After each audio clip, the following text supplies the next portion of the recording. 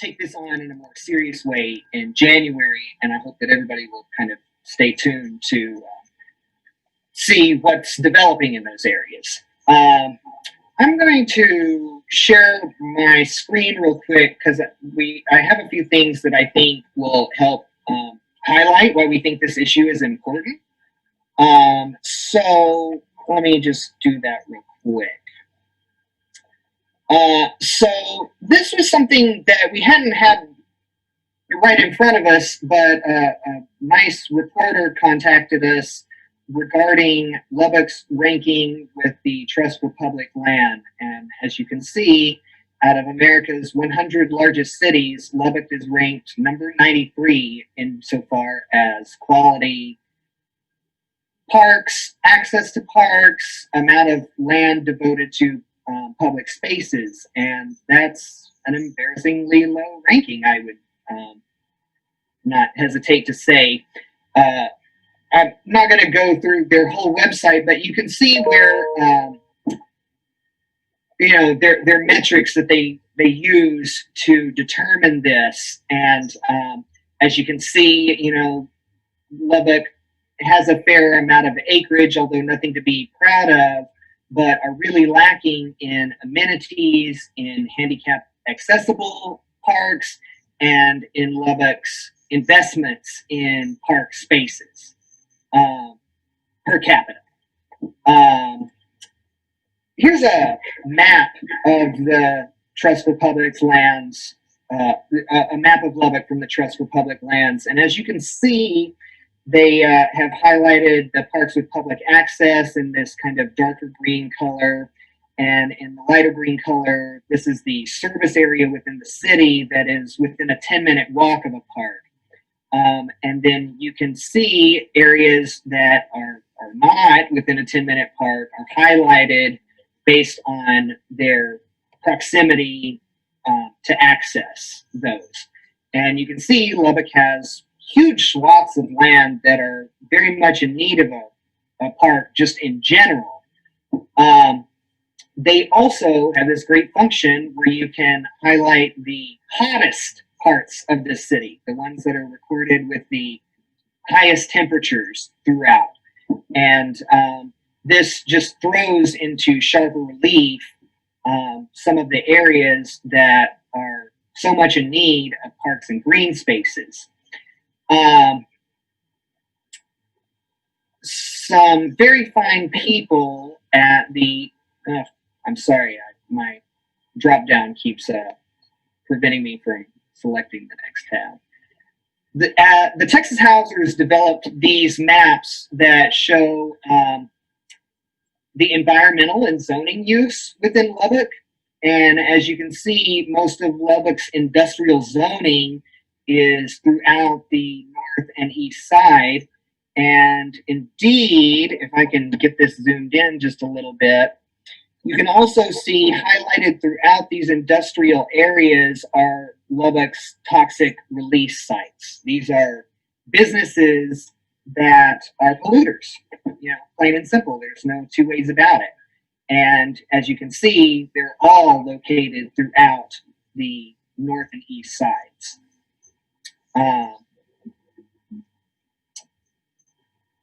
This I wanted to pull up. This is, another component of the Texas Housers reports that focus on Lubbock. And I just wanted to pull this up because I want to point out the tree canopy. So what we're looking at right now is Tech Terrace. And you can see, fairly robust green space. Whereas when we come over to the Chapman Hill neighborhood,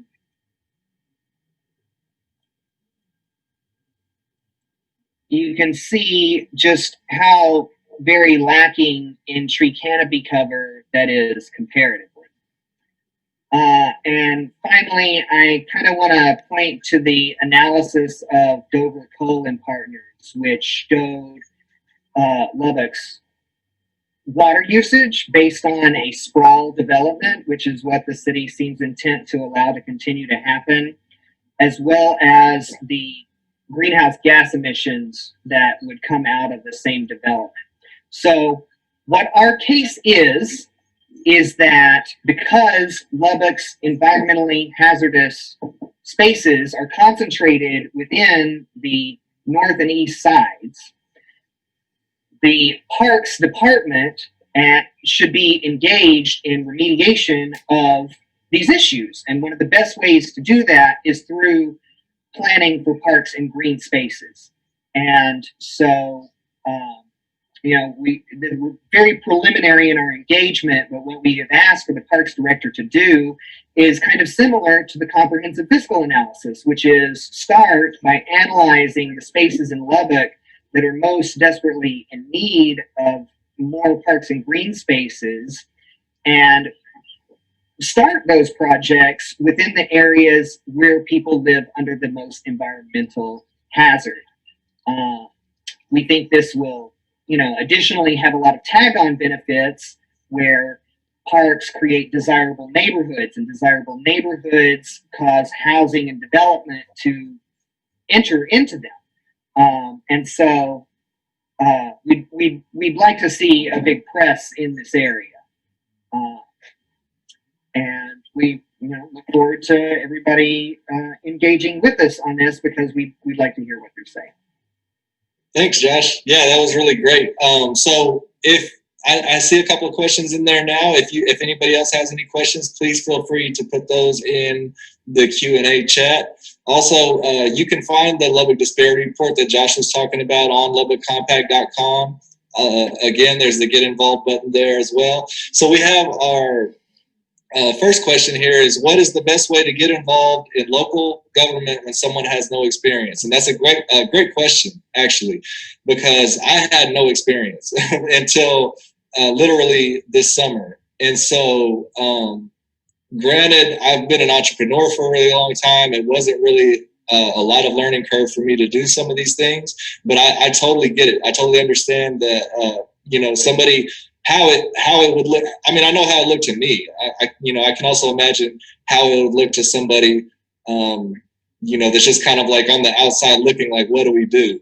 So a good thing that you can do is follow our Lubbock Compact Facebook page. We kind of do a lot of initiatives to where we try to get citizens involved in the process, because a lot of times it involves being involved in meetings, or at least following what's going on in the meetings. And so we do try to kind of put that information out there as much as we can, so people can follow it and kind of start to learn, at their own pace.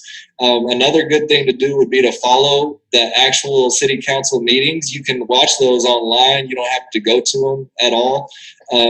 You can watch those online. They do them live on the website, so you can kind of follow along there. There's also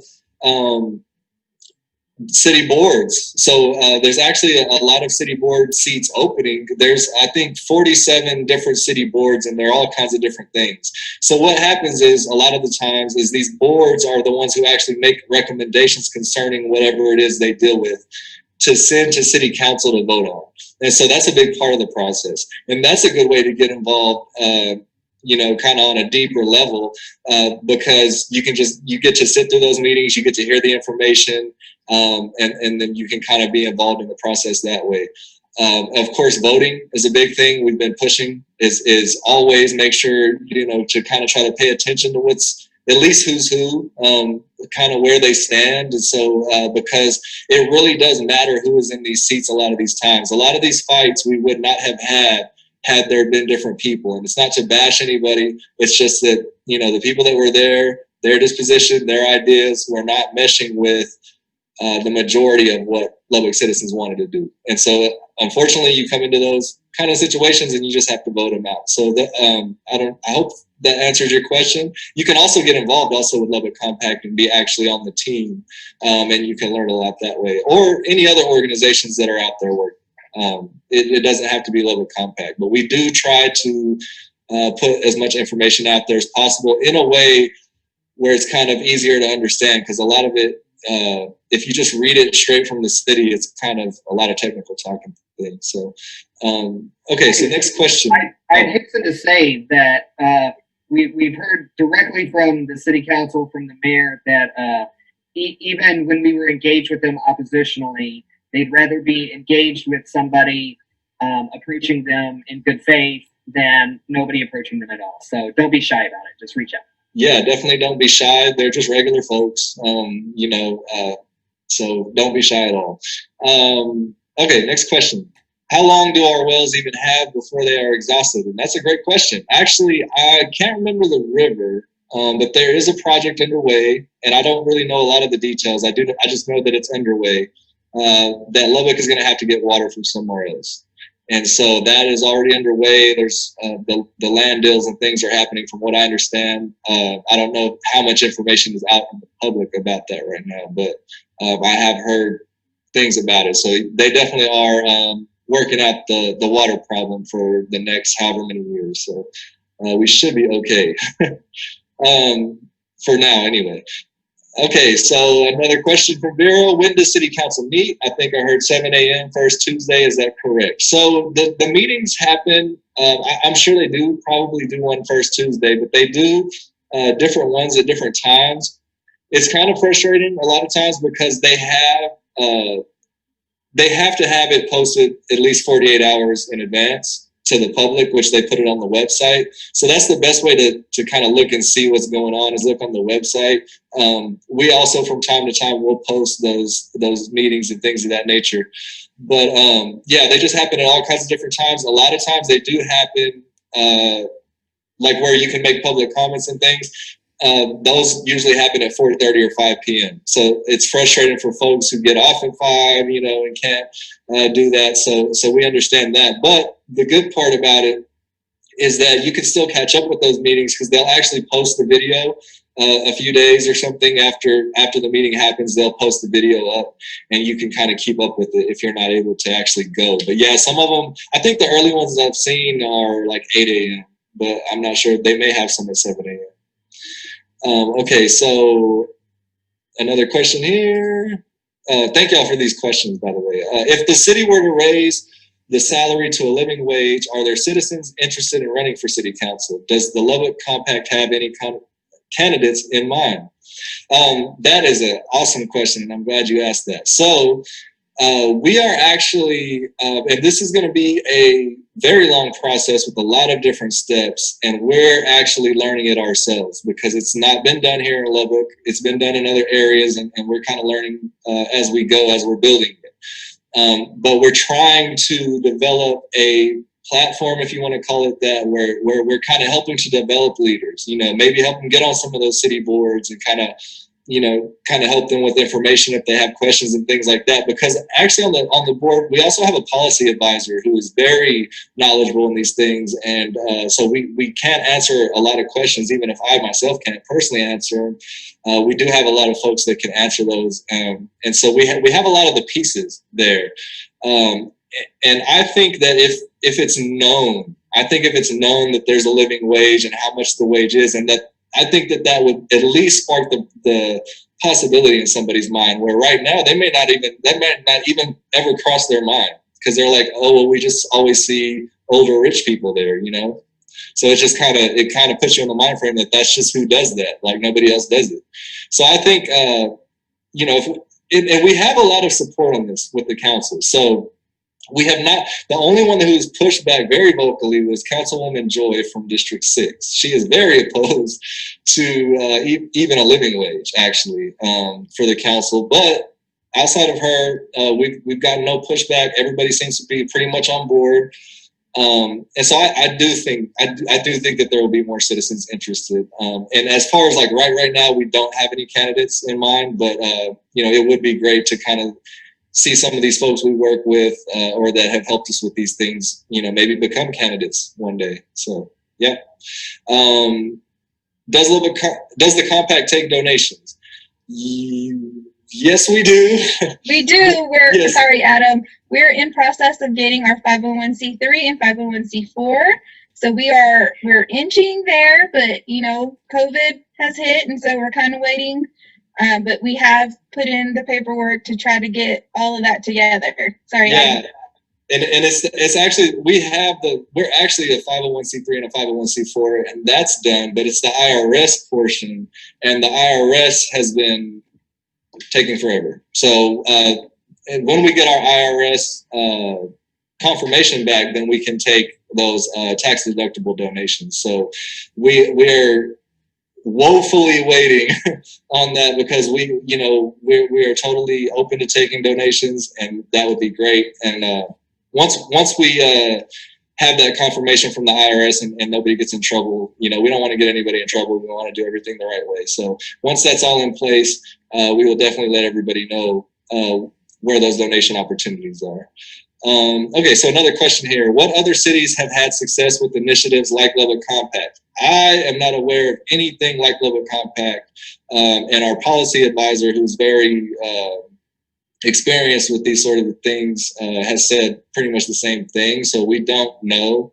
I know that there's different organizations that work on like voter suppression or some things of that nature. I do know that there's a lot of that going on, but and I do know that there are some organizations working on parts of things that we work on, say for instance like gentrification or underserved areas or things of this nature. So I know that there's some organizations that do parts of what we do, but we're kind of focused on kind of being a generalized kind of just making sure that good policy is done, and not just because of what we think is good, but based on the information that we have, listening to the smart people who are doing this research and this work to figure all of this stuff out, and just trying to make sure that the best decisions are made, because a lot of times nobody is looking.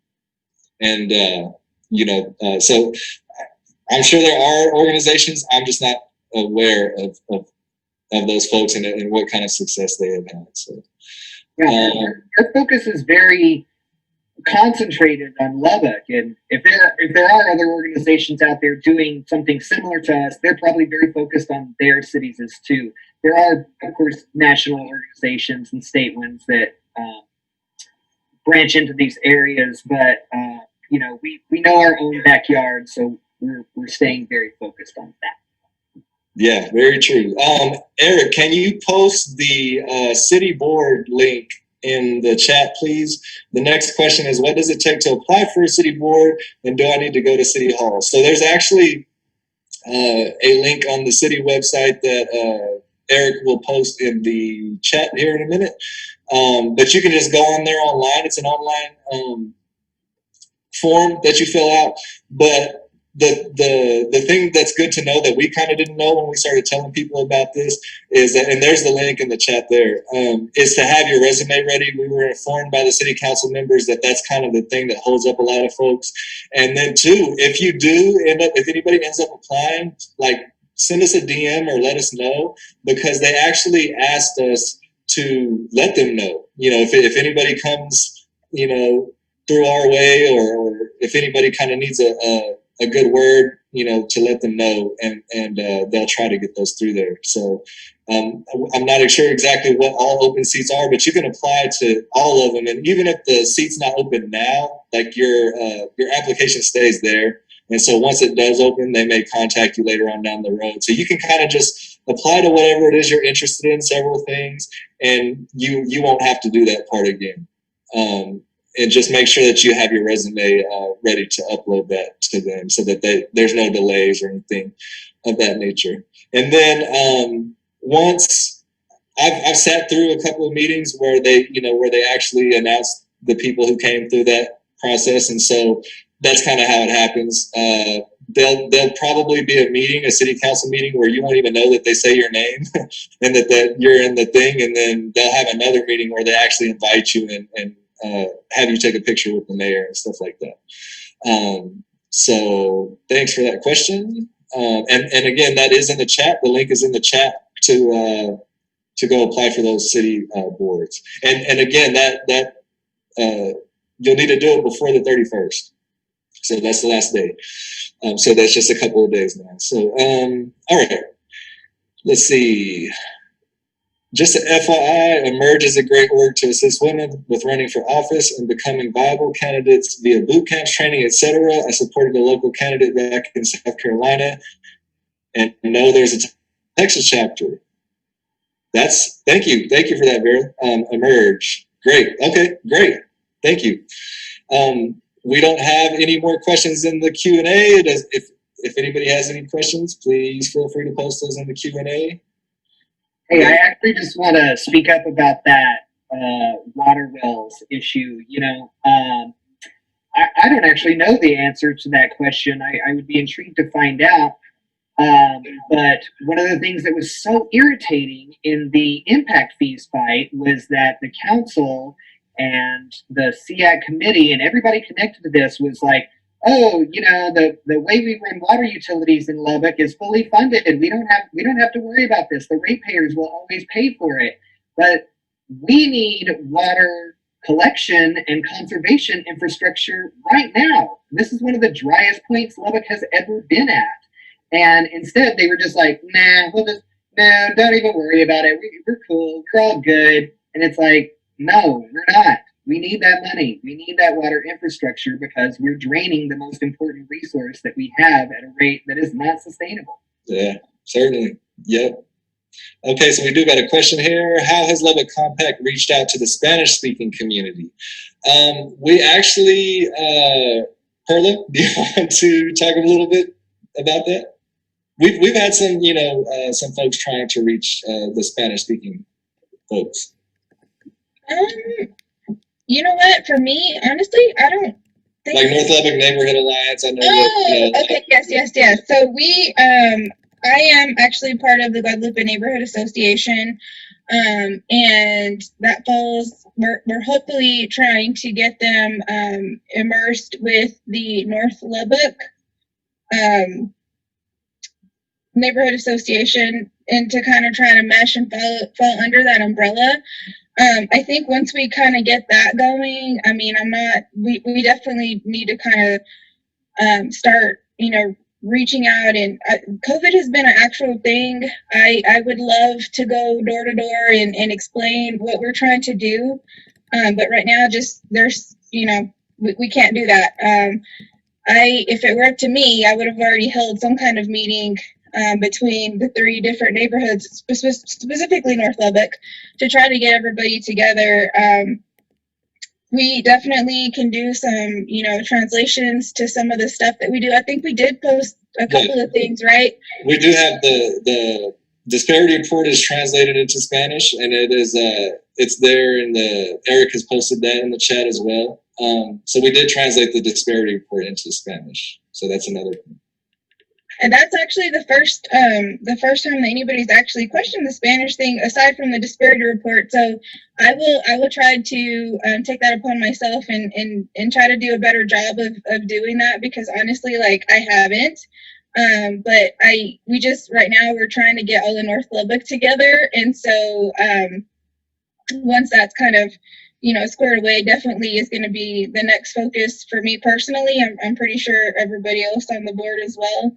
Because we are missing that, that piece of, North Lubbock, and pretty much, it's all Lubbock too. But we do want to be inclusive of everyone. So that's an excellent question. Thank you. Yeah, for sure. And then I do know, just to add to that, I do know that, like she said, North Lubbock Neighborhood Alliance and the Guadalupe Neighborhood Center, we're definitely trying to get some things going. But as we said earlier, it was kind of just, this stuff came at us really fast, and we were doing a whole lot in a really short amount of time, trying to deal with COVID at the same time. So I do know that they're going to continue that effort, because they were kind of already, I had heard some people reporting, kind of how it was going. And so they're going to definitely continue that. So thanks. Got another question here. Robert Baxter, what is the best way for the community to engage with LC in regards to voicing their concerns about their respective areas? So yeah, you can reach us on our Facebook page. You can message us at any time there. You can reach us through the website at lubbockcompact.com. And then that's also how you can engage with Lubbock Compact through those channels. And so we'll continue. We try to pretty steadily post what's going on, and kind of try to give you guys as much notice as we possibly can, because we're trying to follow this stuff, and like we said, a lot of times they do things last minute, and it's very frustrating, but we try our best to get those things out to you as quickly as we learn them, to try to keep everybody kind of up on what's going on. So thanks, Robert. And Edward, regarding water, has rainwater harvesting been on Lubbock Compact's radar? We did actually, I mean, not just on our agenda per se, but the city was actually doing an initiative where they were giving away free barrels there for it was at least like a couple of months, I think, and we were sharing that pretty actively. But we didn't we don't have one, but that would be something great to look into, I think. Josh, I know that we're doing some tree planting, so I know that would be good too.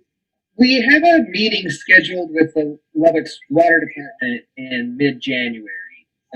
The specifics of that meeting are to ask the Water Department to create a credit for community gardens to lower the barrier of entry and to support that as a community resource.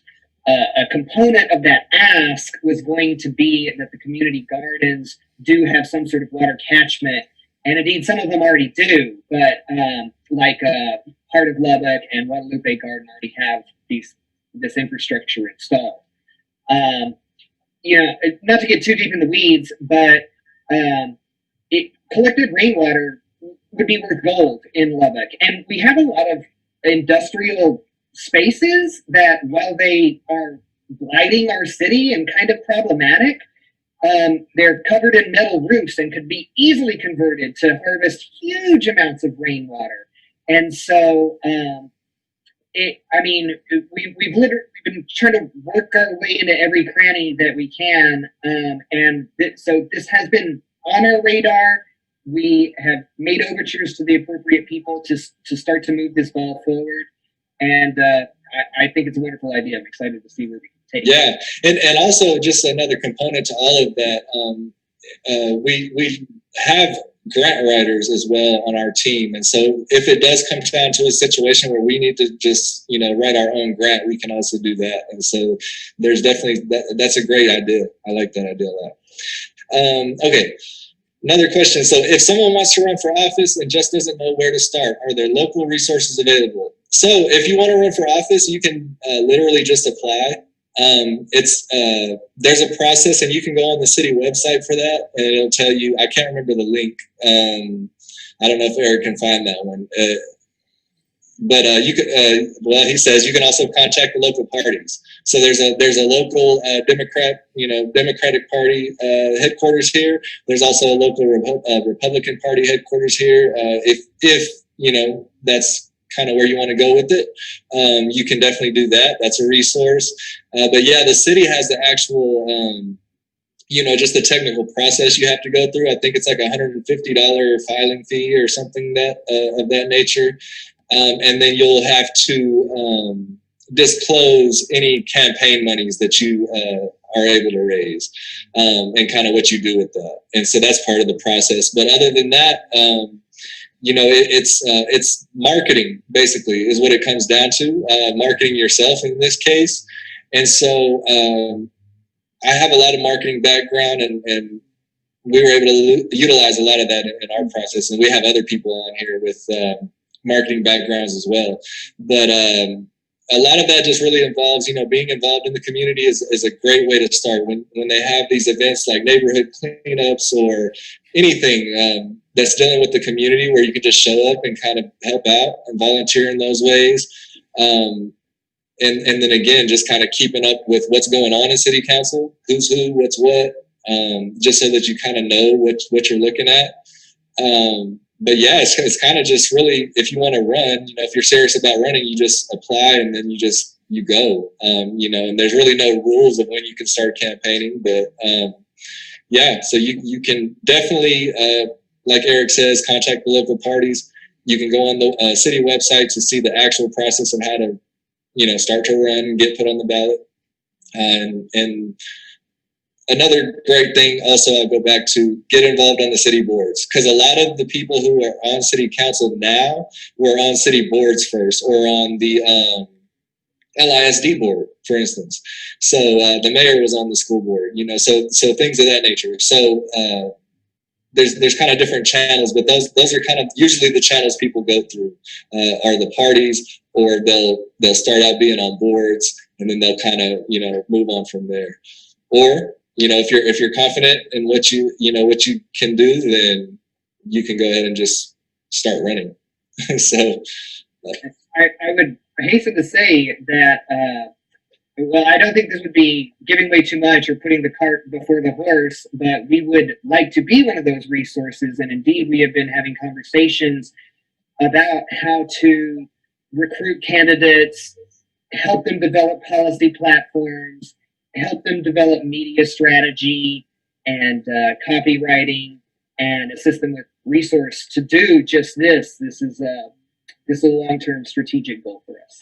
Yeah, and so you can definitely, I'll always kind of toot our own horn in that respect. Just kind of follow Lubbock Compact, because that's really, I would say probably the biggest part of what we do is just the actual trying to educate people and trying to help people to get involved in whatever way that may be. If that's anywhere from just voting to actually running for office. We like Josh said, we want to be one of those resources, and as you can see, we have a lot of information on it. We just need to kind of put this, we're figuring it out, and we're going to take Vera's word, and we're going to check out Emerge and kind of learn some things, and maybe even do a partnership, because we're not opposed to even doing partnerships in order to do this thing, because it's going to be a lot more moving parts than we have now. So, okay, well, we don't have any more questions, and it is about to be 7:58, so I guess we can wrap up here. I want to thank everybody for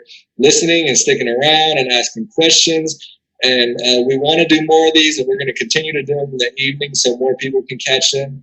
We're also going to have this put out, I think, are we recording? I'm not sure if we recorded this one. Yeah, so we're recording. So we will continue to put this stuff out there, and thank you all. We will see you later. Bye, everybody.